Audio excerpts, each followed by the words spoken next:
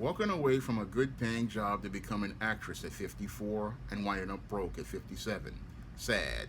Just sad. Now available in paperback and Kindle, All About Marilyn. Learn all about the struggles of a faded former teen sitcom star in this absolutely fabulous 5-star screenplay. Get All About Marilyn in paperback and Kindle on Amazon.com today. Better get the coleslaw, y'all, because we're having us a barbecue. A 57-year-old woman is going viral for quitting her job and spending her entire life savings to pursue a career in acting and winding up going broke.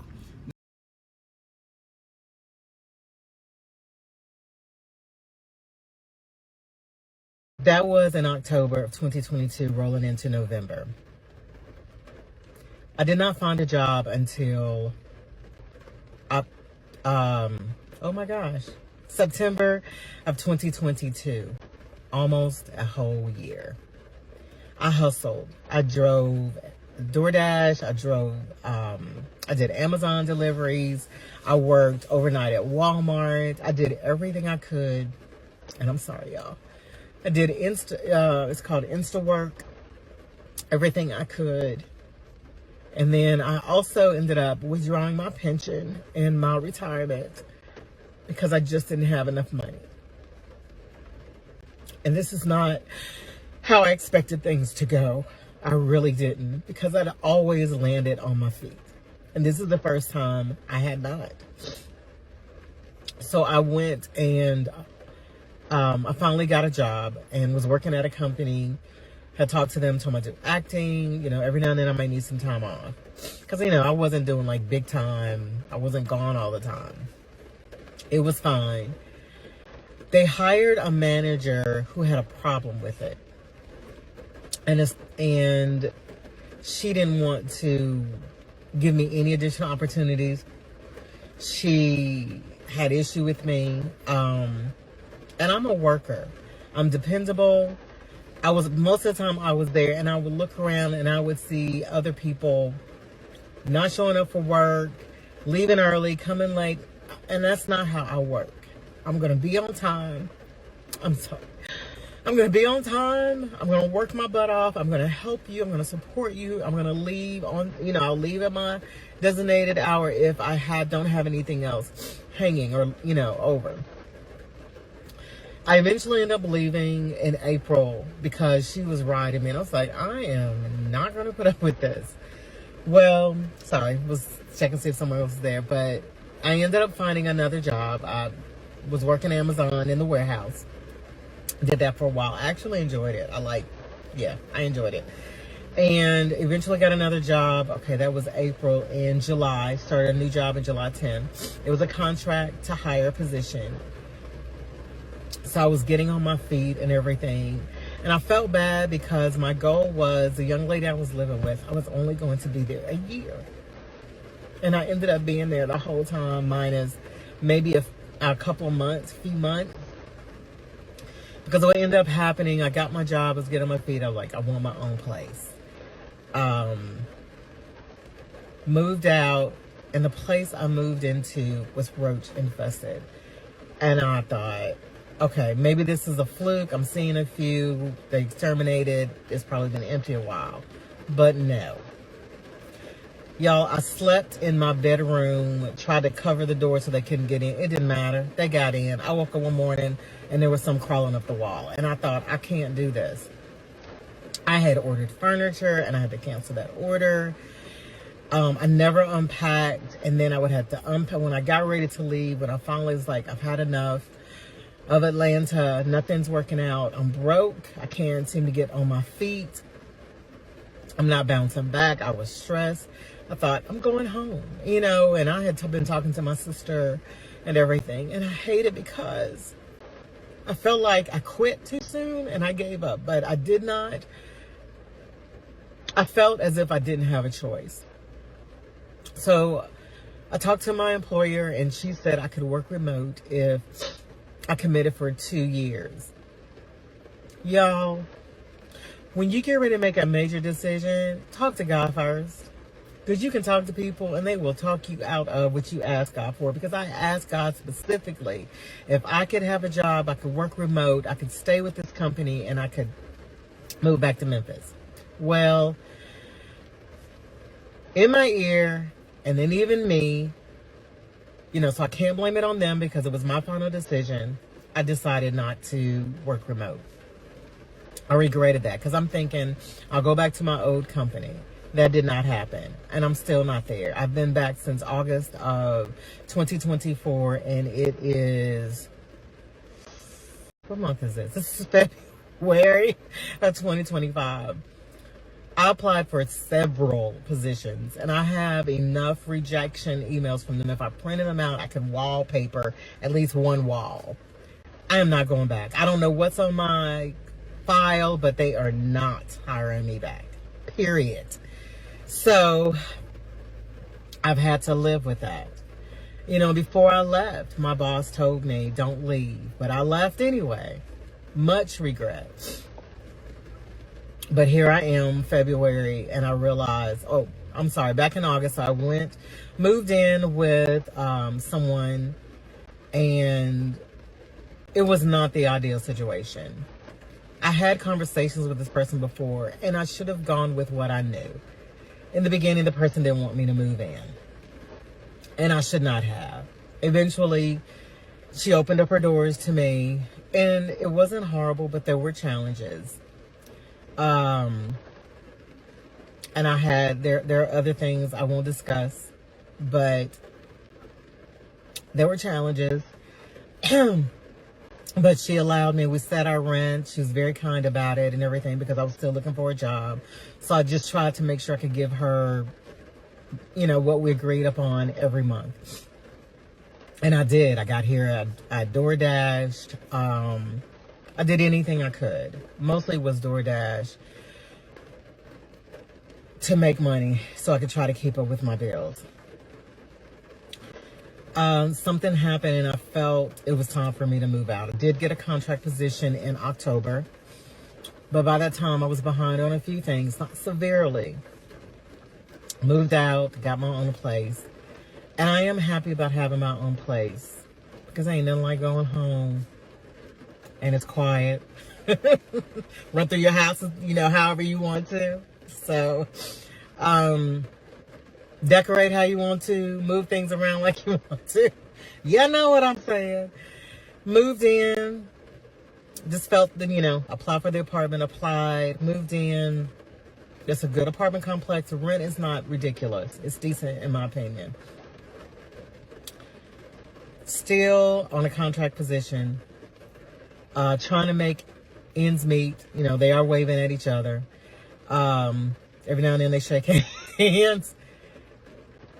And I don't know what happened in the last 30 days, and it just seemed like everything, it's as if the bottom is falling out. And I go through this, God, I've done everything I believe you've asked me to do. I do need to have a little bit more joy behind it. I believe I'm where I'm supposed to be. I believe I was supposed to come back to Memphis. I believe I was supposed to go to this place, do this, X, Y, and Z. Why am I struggling? Where is the support? And I keep thinking back. He set everything up, and I feel like I spit in his face, and I'm being punished. But I know that's not how God works. These are the repercussions of my own actions. And I'm not angry at him, but I am angry with myself. And it's been tough. I have one person who I tell everything to. And I know somebody watching this thinks it's them, but it's not. Sorry, I almost went somewhere. Because I realized you cannot share with people even if they're considered a friend. I just got to a point where I was tired of being stuff thrown back in my face, no support. Sometimes I just need people to listen and let me just have my moment and not criticize me for it. But I'm going to leave that over there. Right over there. Okay, so... But I have someone, I consider her sister, a really good friend that I can talk to. I can call. She'll pray with me. She understands the spiritual things I'm going through, as well as the physical and the financial. And I don't feel horrible when I get off the phone, where with so many other people, I feel like crap. I am hard enough on myself, and it's difficult because I think back to who I am. I went to school on to college on an academic scholarship. I graduated with honors. I'm talented. I'm smart. I have a great work ethic. And it's just been hard because I'm not making the money I was making. But God knows I am so grateful to be working. And I've just panicked because I'm trying not to resort to any of my old ways. Now, according to reports, Celeste Jonah decided to quit her good-paying corporate job at 54 years old and decided to pack up all of her belongings, move from Memphis, Tennessee, where she had established a life, to move to Atlanta, Georgia, to focus on pursuing a career in acting, only to wind up going broke in less than 3 years, spending her entire life savings and her pension, and is now struggling to do DoorDash deliveries just to make ends meet. Now, according to Celeste Jonah, she says when she left her corporate job, she was making a good salary and decided to chase a dream, thinking everything would fall into place and things would be in order. Unfortunately, her life wound up blowing up. And she says she recognizes that most of it is her own doing, and honestly, she really wanted God to wave a magical wand and take her back to the day when she was going to resign, and so that she could not go out here and make this mistake as related to her life. And she says also that when God tells you something, listen and be obedient to it. And she didn't be obedient to God, and this is why her life is the mess it is today. Now, this whole situation basically had me feeling for Celeste Jonah because as an aspiring writer at 51 years old, I know where this woman is. However, I also understand, as someone who has studied the entertainment industry that for over 25 years, that when it comes to pursuing this type of career, you really should have a day job and you need to keep that day job. Now, again, a viewer a couple of weeks ago asked me about pursuing a career in the arts, and I told them to keep their day job, and I wish I could have told Celeste Jonah that same advice, because when it comes to this entertainment industry is an extremely rough business, and oftentimes it's hard for people who are in their teens and early 20s to get a big break and be working regularly. And it's even just that much harder for a black woman in her 50s to get a job in this business.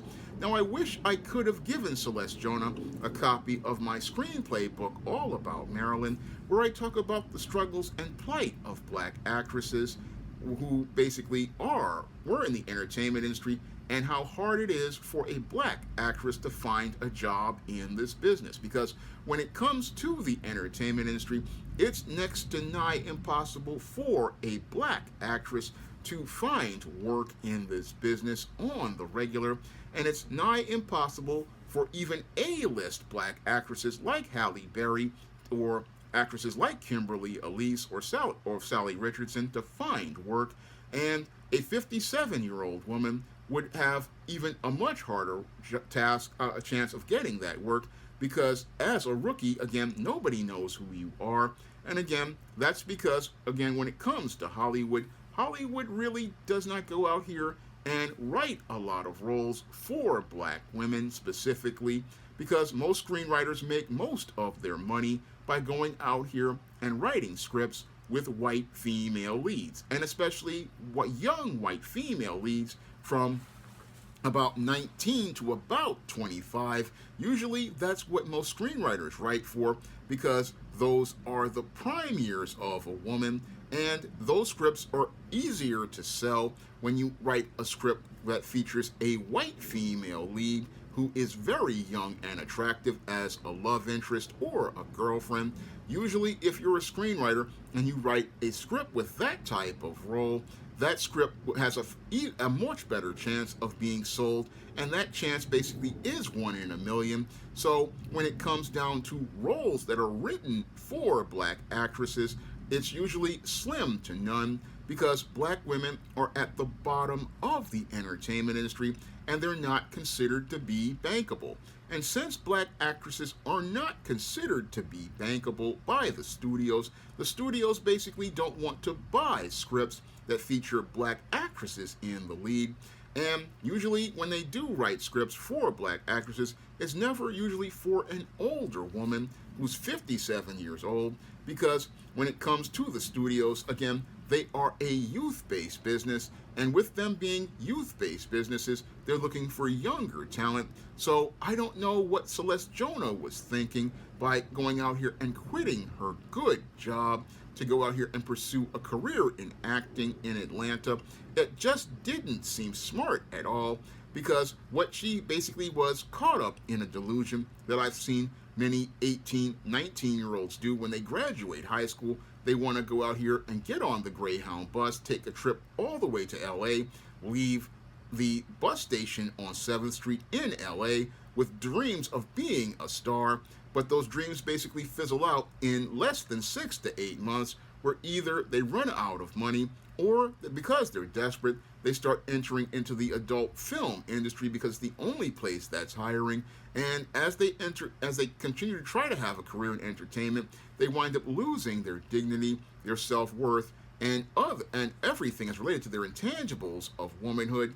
That's what happens to most aspiring actresses who enter the business, because the business is rough. Even if you have an agent, even if you are able to get an agent, it's very hard to get booked, especially if you are a black performer, because the studios, as related to both LA and Atlanta, they really don't need many black actresses because there's not many roles available, and that's become progressively worse as we've come out of the WGA and SAG-AFTRA strikes, and even with the Telecom Act of '96, there's not much work out there for performers. So I look at this woman, and again, she didn't really do any critical thinking or even any research about the business before she went on this quest.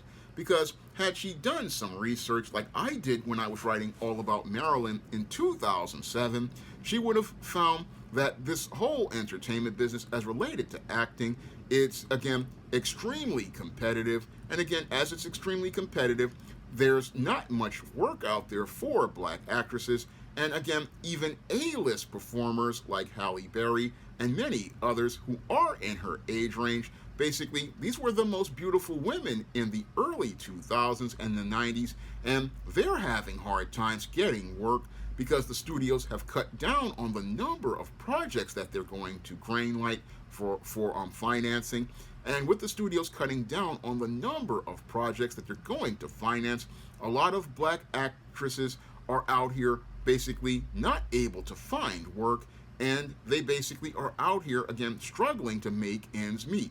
And that's where I, again, have to look at Celeste Jonah with a side eye. I look at her with a side eye because, again, this was not a really well thought out plan. She basically was out here running on what she thought was faith, but was running on a delusion that she was going to go out here and be an actress and go out here and be a star. But that's, again, a young woman's game. And again, a young woman's game from about 18 to about 25, because when a woman gets 25, she realizes, if I'm not pulling gigs, I'm not getting booked, then I'm basically not going to be able to stay in this business because the roles just aren't there. And that's where some women basically have to, again, fall back on their professional careers, or basically leave and start going to school, like I talk about in All About Marilyn. If there's nothing there, they have to wrap it up at 25, because if after 25 you're not booking any gigs, you're basically not going to be able to book any gigs at all, because the studios, again, they want people who they consider to be bankable. And when it comes down to black actresses who are 57 years old, they basically don't have any roles out there for those women outside of Mama in a House Coat. Outside of Mama in a House Coat, that's all they usually have for black women, because again, screenwriters don't write scripts for older women. And when it comes down to being an actress, the best this woman would have been able to get at 57 years old is basically roles that were supporting roles or character roles. It's not something she's going to go out here and get a lead acting job. And I wish I had been able to sit down and talk to this woman, because I wish I could have talked to her and told her about the business, because that's what I've been doing for years. I mean, I try to tell people, when it comes to this business, you basically have to understand that once you get a certain age, it's basically over at this point. If you're not booking any gigs after about 30 when you're an actress, this is where you got to charge that whole career to the game. And you have to charge that career to the game because there's not much material out there at all. And again, if this woman wanted to pursue acting, there were other ways to pursue acting. I mean, she could have gone out here and kept her day job and done some community theater on the weekends. She could have gone out here and again did little small budget indie films. I mean, there were other jobs that she could have done and been able to keep her savings, but she basically did not seek out godly counsel. And since she did not seek out godly counsel, sadly, this woman went from having a career where she was going to basically coast into retirement to winding up on a road to a place I call Bust Downtown, where she's basically going to be socially in the same place that Halle Berry is, as related to her value in the social marketplace, and her economic situation will really be bad. And because now she's gone from working a job where she's possibly making six figures to doing DoorDash and Amazon deliveries and working overnights at Walmart. And again, that just wasn't very smart to again quit your job. Now, she did try to go out here and get her job back, but the whole thing is the employer basically had no obligation to her because, again, they don't hire people over 50 because that's going to cost them money. And again, this is where I advise with people, again, if you want to go out here in the arts, you have to have a plan to have a day job.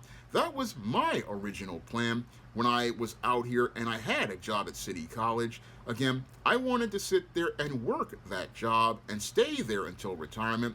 But sadly, I ran into one of these professors who, again, just did not like the idea that I had written a book and gotten jealous, and again, talked about how he wanted somebody with a sales and customer service background, not understanding that when it comes to, again, creators, again, we create on the side, and again, we know that there's not much money because I can tell you from looking at my royalty statements over the last 2 years, I mean, even right now this month, I only made $10 in royalties. And again, you can't live off that money. No, you can't live off that money. And you need a day job in order to be able to pay your bills. And if you've got a good day job, you stay at that day job. And basically you go out here and make your projects on the side. And you make your projects on the side because usually what you're going to do is take a loss on those projects in a lot of cases. But if you have your day job, you can basically eat those costs. And again, you're not really feeling too bad because all you're going to do is basically, it'll be up on Amazon, because this woman had published books on Amazon. And again, you do the books on the side, you do YouTube videos to promote the books, and you do a live stream here or there, or you go do a Comic-Con or a book fair. Again, you just make a little money on the side if you can. But if not, you just go out here and just, again, you don't take it too seriously. You don't go out here and take your eggs out of a retirement basket and put them into this thing, because entertainment in and of itself is a rough business, and it's a very rough business. And if you don't know what you're doing, you're going to wind up going broke sooner rather than later. That's what happens to, again, girls in their prime from about 18 to 25. All the time. I mean, there are so many attractive women who get turned out by the business, but sadly, this woman got turned out, because she was thinking like a chicken head and again caught up in her emotions. And as she got caught up in her emotions about this dream of becoming an actress, again, she went to school on academic scholarship. She graduated with honors, but sadly, this woman didn't know how blessed she was by God to be given a good job and ability to make a living. No, she didn't know that, I believe, because she possibly did not have a man in her life to give her some guidance, because had she had a man in her life to give her some advice, she would not be out here possibly looking to be the strong, independent black woman who was going to go out here and think that, oh, I'm going to be an actress. I mean, that's a delusion of grandeur, like I talk about in my book, Why 70% of Black Women Are Single, is that a lot of these women, again, have these delusions that they're going to go out here and make it big. But the whole thing is that you can't make it big at 54. No, at 54, there's no material out there for 54-year-old women. That's why many women wind up leaving acting, like actress Sally Richardson Whitfield, again, an extremely attractive woman. She wound up leaving acting to go behind the camera because there was no material in front of the camera written for older black women. So she understood that, okay, there's not much material out here. Let me go adapt and learn to get an education. And she got her degrees in film and decided to go behind the camera. Again, because there's no material out there. Again, Sally Richardson was one of the most attractive women in Hollywood at one time. But again, she was smart enough to see the writing on the wall. There's not many scripts out there. You're going out here burning up gas, going to auditions, and go-sees. You're trying to book gigs. But again, there's not much out there for an older actress. And this was Sally Richardson in her 40s when she did leave from acting to go to directing. And again, same thing with Halle Berry. She tried to, again, she left to go do different things. She's not really acting much these days because, again, there's not much material out there. And again, if it's not there for A-list performers like this, then what did this woman expect? Did she expect to go out here and, again, make it big? I mean, I wish somebody had sat down and talked to this woman, again, gave her some manly advice, because a man, again, I don't think was one thing in her life, because you wouldn't just pack up and move like that if you had a husband in your life, because a man would sit there and, again, give you the real about what's out here. And, again, I'm just somebody who, again, at 51, knew this back when I was in my mid-30s. When I was 33, 34 years old, I wrote all about Maryland in 2007 and basically broke this down. And I broke it down because I wanted black people to understand how rough this business is. And I wanted people to understand how rough this business is. But this woman, again, went out here and went on emotion, went on impulse, and again, not very smart. Because, again, what everybody who aspires to be in the arts, we all understand, yeah, if I want to do this, again, I'm going to be spending my own money, but I have a budget for that as related to things, and you want to have a budget, again, and have your money on the side, because this is going to be a loser until it's a winner, and that's something that you have to have a plan for. Again, have to have a plan for as related to your business. But sadly, this woman didn't understand how to do business, and that's why, sadly, she's broke. She's broke right now because she didn't know how to take care of her business as related to the entertainment industry.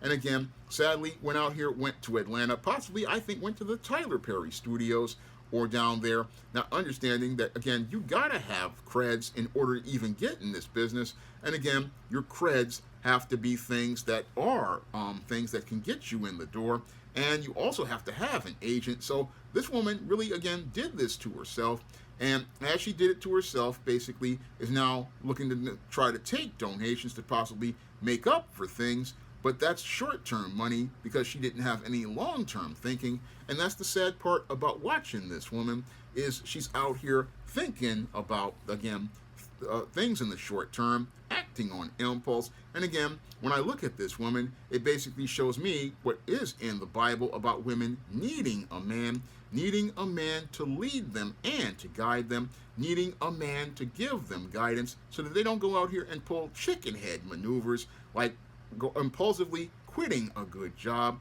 to become an actress at 54.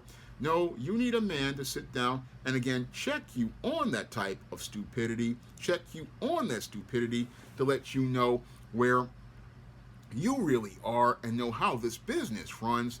I mean, that's something that if I was married to this woman, I'd be sitting up there checking this woman, telling her, look, there's no jobs out there for older actresses. There's no material written for older actresses. You're throwing away a good thing. You're throwing away what God has blessed you with, a good job, a good career. If you want to do some acting, go find you a little community theater, go find you a little college theater, go do that over there, and basically just again get that out of your system.